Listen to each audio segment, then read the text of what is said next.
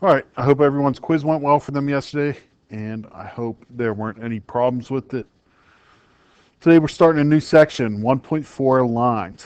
So if I start by graphing this sequence, 3, 8, 13, 18, then I need to create an x being whichever number it is in the sequence, so which term it is.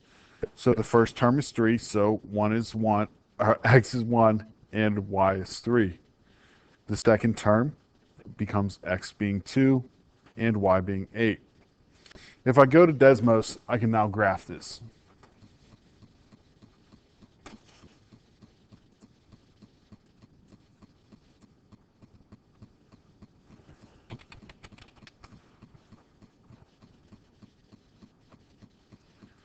So I can go in here and type 1, 3.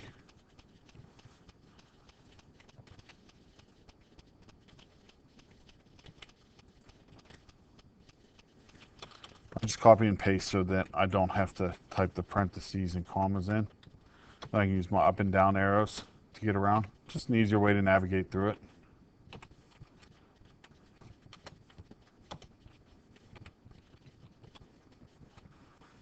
Okay, when I look at my graph now, I can scroll out and I can see this looks like a straight line to me.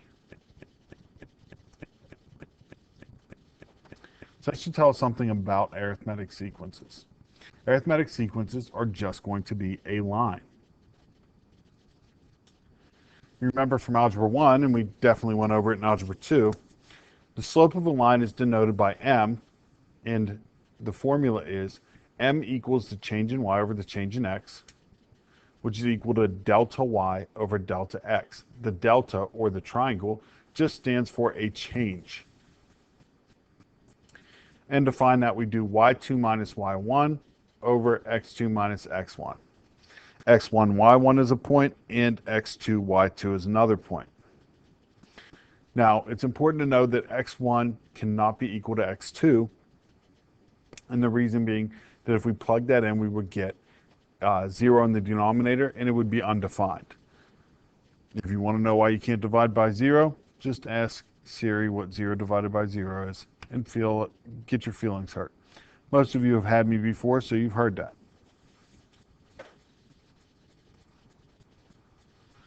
So let's find the slope of the line that passes through these 2 points. First, I identify x1 and y1.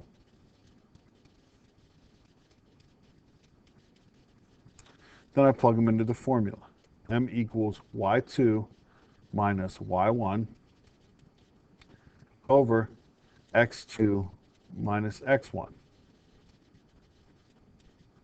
1 minus negative 1 is 2. 4 minus 0 is 4. So it's 2/4, which is 1/2. That's my slope of the line. Again, this should be a review for you. That takes us to slope-intercept form. The line with a slope m and y-intercept b, let's take a second there to think about what y-intercept is. That's where the line crosses the y-axis. So the y-intercept b is the graph of the equation y equals mx plus b.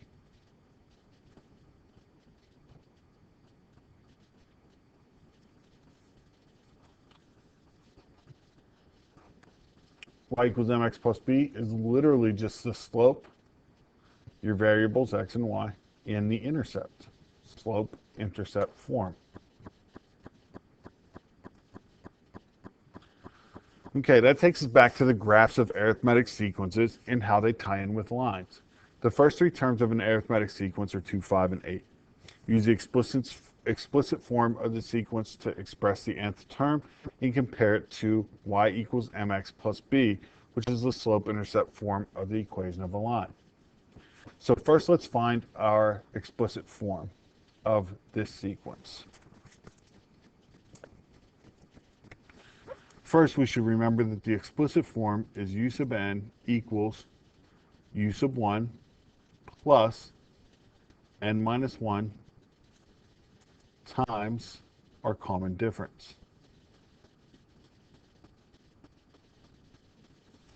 So now if we look at our numbers, that gives us u sub n equals 2 plus n minus 1 times our common difference. It goes up by 3 each time. So it gives us 2 plus 3 times n minus 1. Distribute to 3. 2 plus 3n minus 3. 2 minus 3 is negative 1. So I'm left with 3n minus 1.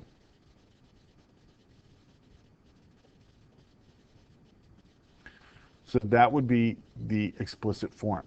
If I compare that to y equals mx plus b, I have a number here, just like I would in the slope-intercept form.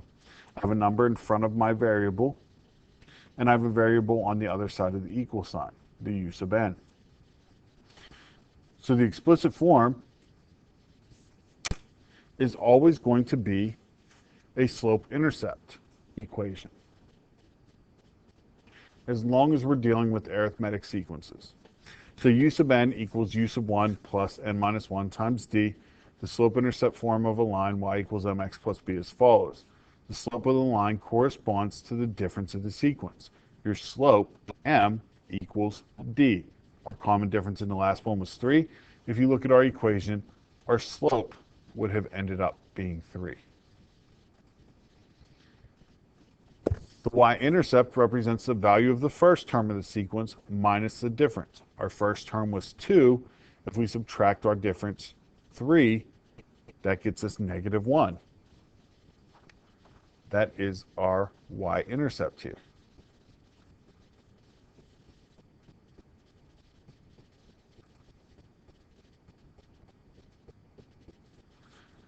Graphing a line. Sketch the graph up and confirm your sketch with a graphing calculator. Now, on a graphing calculator, you absolutely have to get it y equals form. I've not tried it on Desmos yet, so let's try it now. If I just do 2y plus 5x equals 2 in Desmos.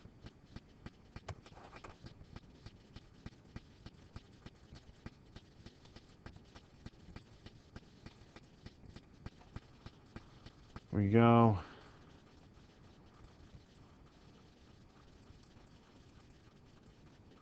So let's do 2y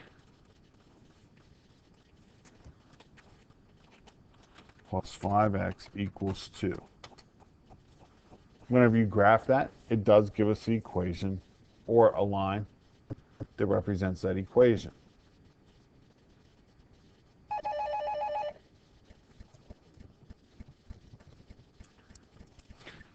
So basically, we always want to put this in slope-intercept form. So let's solve for y. Subtract 5x first. Make sure you put the x's in the front. 2y equals negative 5x plus 2. Divide by 2. You get y equals negative 5 halves x plus 1. If I graph this equation now,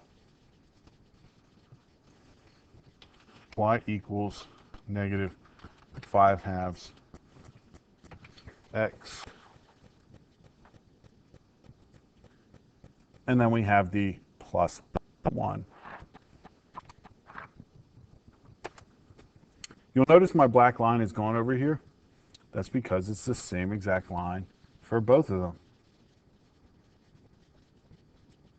It's a good way to tell whether you put it in slope-intercept form correctly. Start with the original, graph it, put this one in, and graph it. So why do we need to know slope-intercept if I can just graph the original? Well, there's a good answer for that. When you come back to school, I'm not letting you use your Chromebooks on tests. You'll be using the regular graphic calculators, and it'll need to be in y equals form.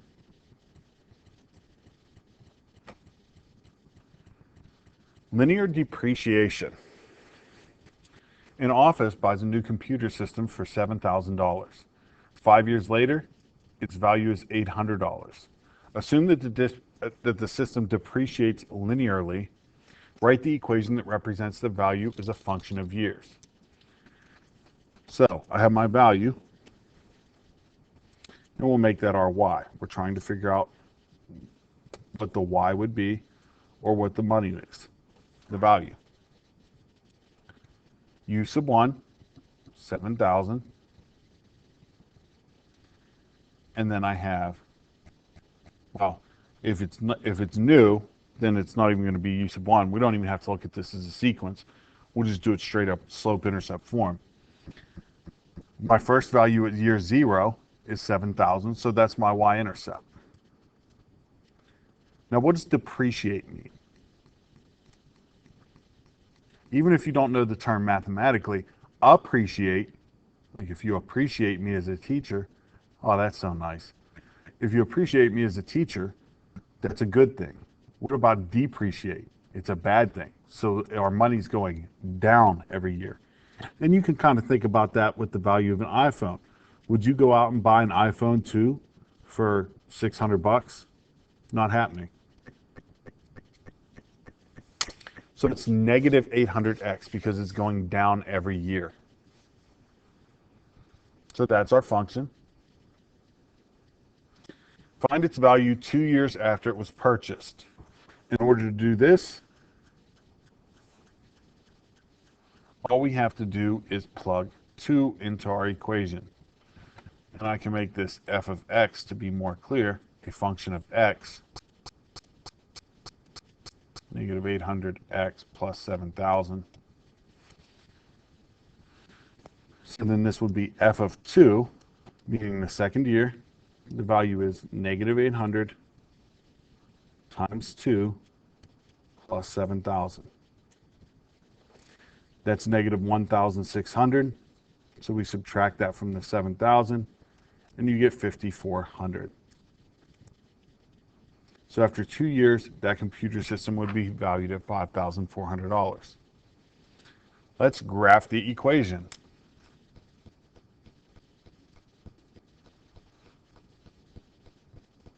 Let me get rid of these other two.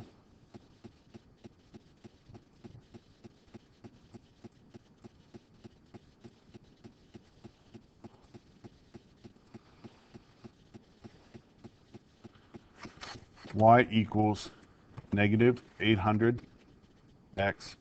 plus 7,000. If I look at my graph, you don't see anything.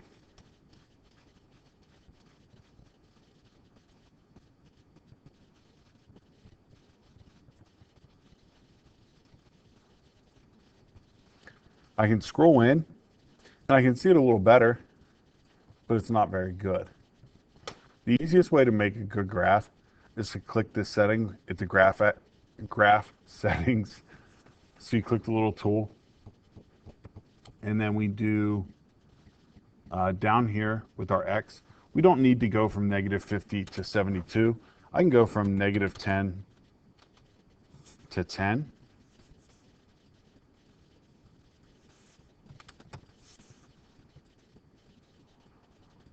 And I can still see that this is ugly out here because it looks almost straight up and down. So I'm going to expand this out further as well. I'm going to make my y-axis go from 0, because I can't go less than $0, up to do 7,100.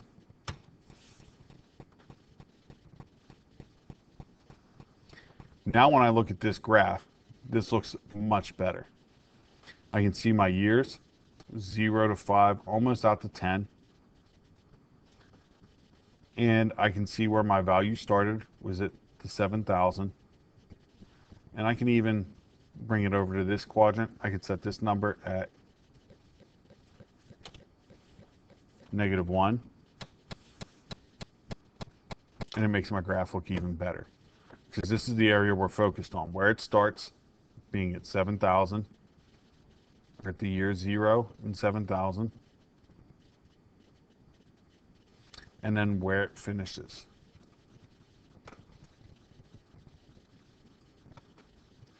So we have the equation graph. Now, if I give you an assignment and you're, how do I graph an equation and send it to Russell, share the graph, make sure you're signed in, export the image, or you can just copy this link and put it right in your assignment.